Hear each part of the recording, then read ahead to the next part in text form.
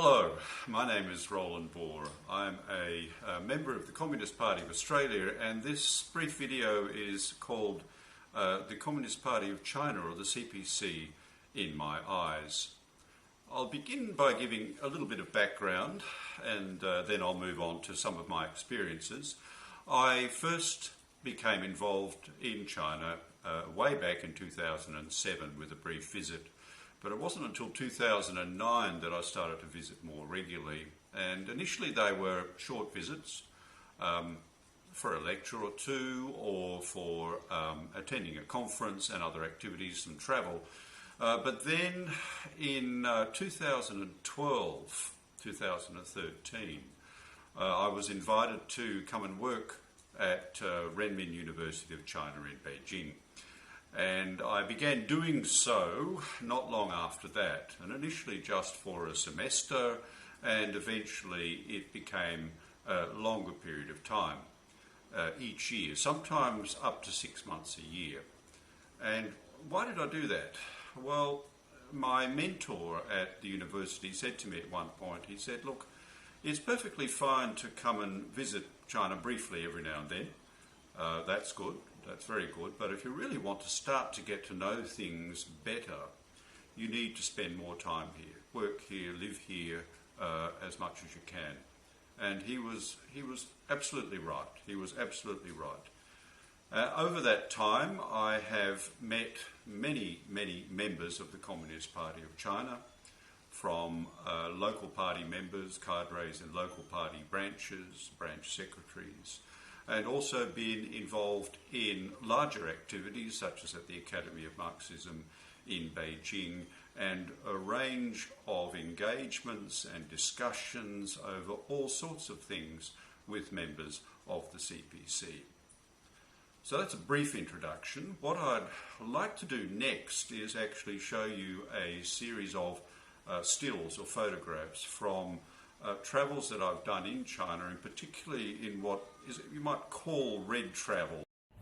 This series of photo stills takes you briefly on where I've visited, from the Shanghai Party headquarters to Shaoshan, where Mao Zedong was born, to Nanchang, where the Ba Yi Qi the Nanchang Uprising, first took place. And then the meeting in Jinggang Mountains. It was an absolutely wonderful visit to Jinggang. Excellent experience, and even up into the village where Mao Zedong and his comrades lived for a while. The next stop was in the Jiangxi Fujian Soviet in Ruijin, which I also enjoyed very much. And of course here is the headquarters of the Communist Party at the time. After that, it was a move to End of the Red March in Yan'an, which I visited on 2 occasions, and also in the cave houses, the one here where Mao Zedong lived. You can go inside and have a look at it, and the famous hall where so many meetings and so many lectures took place in Yan'an, and the foundation of the new China, really. This is Shangshan, Fragrant Mountain in Beijing, where briefly they stayed before the liberation of Beijing. And this was an extraordinary experience on the National Day in October of 2016, and you can see some filming taking place. And the last one, of course, is me in the countryside. Those photographs focus, of course, on the revolutionary period, from the birth of Mao Zedong in Shaoshan through different experiences of the Communist Party and what became the Red Army, of course, in Jinggang Mountains, to the Ruijin headquarters in the Jiangxi Fujian Soviet, and Yan'an, the foundation of the new China, and then the liberation of Beijing and through until National Day. But let's move closer to the present now, in my experience over the last decade or more in China, and some of the things that have struck me out of the many experiences that I've had. The first one, I think, very briefly, is I have been quite struck about the integrated worldview, where everything is connected or related to one another without being absorbed by one another. And that actually brings me to a particular personal experience in Beijing that I call the greening of Beijing. That's when I arrived in Beijing more than a dozen years ago for the first time, it was still relatively polluted in terms of the air and the water and so on. But in 2019, well, I began to notice things cleaning up generally, but in 2019 I went on a series of hikes all over Beijing, east, west, north, south, sometimes walking more than 20 kilometres. And what I really noticed on those walks was the greening of Beijing.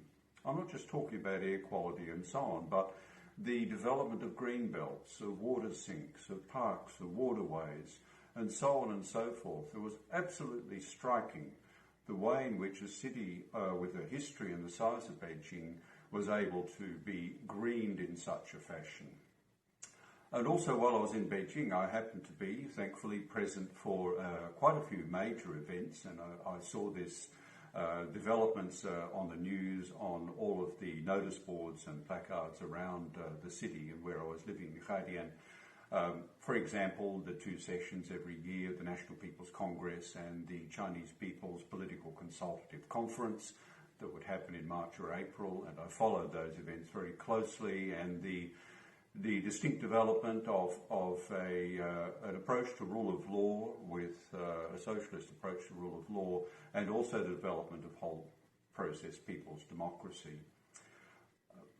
What I would also like to mention, however, and this is based very much on personal experiences with members of the CPC. I mentioned earlier that I've had many discussions with cadres in the party from the local level to higher up. And there was one particular occasion, and I had colleagues over time who were also party members, and I was struck by their hard work, their focus, not so much as far as possible on themselves, but on contributing, making their own particular contribution to a greater good to the party and to China as a whole. And there was one particular colleague who was a party member, and I got used to addressing him as a comrade.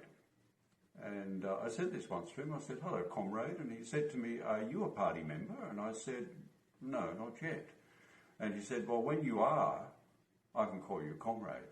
And it was my experience with CPC members over the years that led me finally to make a decision to join the Communist Party of Australia.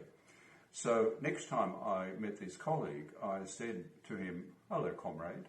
And he said, "Are you a member?" And I said, "Yes, I am." And he smiled and he said, "Well, hello, comrade." Thank you.